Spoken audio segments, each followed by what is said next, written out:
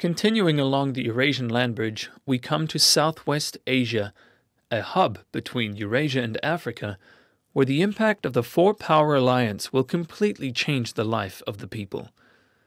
As this development-driven political shift makes geopolitical manipulations of the British Empire obsolete, the fuel for conflict in this region disappears. The in-depth economic cooperation will make a dialogue of cultures the basis for diplomacy. This spells doom for the ideologies of globalization and Samuel Huntington's clash of civilizations. Now, all of you have heard about Sudan. Hussein Askari is a long-time collaborator of Lyndon LaRouche in Sweden. Over the recent decades, he has worked intensely on the strategic situation in Southwest Asia, and he heads the Arabic desk of Executive Intelligence Review. The Oasis plan, as you may know, was presented by Lyndon LaRouche to leaders of Southwest Asia, Arabs as well as Israelis, as a basis for peace based on economic development already in the first half of the 1970s. So this idea not only brings economic development to the nations of the region, but also peace to this very sensitive part of the world's strategic situation. If you take a satellite look at the region, or happen to fly over it, you will find an overwhelmingly arid semi-desert or desert area. Vegetation and green areas and population are concentrated on the riverbanks. The survival of the peoples of the region, since ancient times, such as Sumer and ancient Egypt, depended upon managing and maintaining the flow of the water from the rivers such as Tigris, Euphrates, and the Nile. In other areas, agriculture is reliant to a great degree on rainfall and underground water.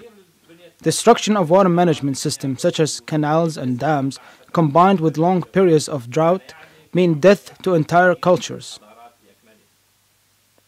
This brings us to LaRouche's Oasis plan. Even if we had a stable political situation and a fair and equal distribution of the water resources in the region, the amount of fresh water naturally available in the river systems would not be sufficient to even reach half the average global water consumption per capita. How do we do that? Well, unlike the case with the Nawapa, Plano, or the Transaqua project, there is no fresh water in nearby regions to be transferred to the desert area in Southwest Asia, so to speak.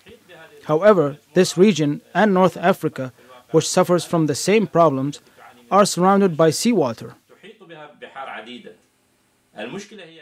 The problem is that these waters are saline and cannot be used either for drinking nor agriculture. Here comes LaRouche's intelligent solution.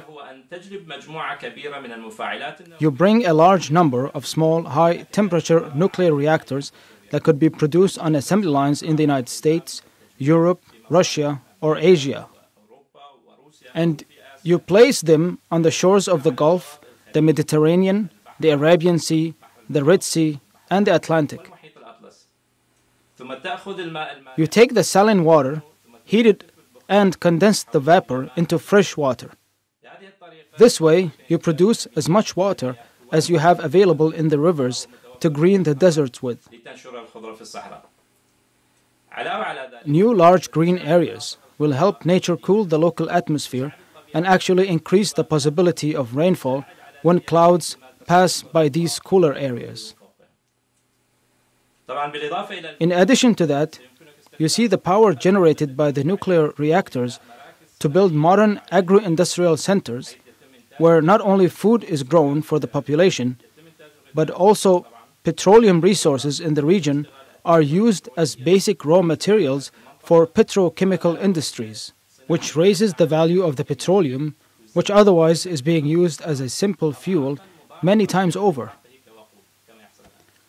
The geographical position of Southwest Asia as a crossroad between Asia, Europe, and Africa will give a unique advantage of making the transport cost lower, because it already exists on the main trunk line of the Eurasian African transport corridors. Of course, LaRouche's Oasis plan was not limited to water projects, but also proposed building railway, and road systems, and to connect the countries of the region both together and to the continental neighborhood.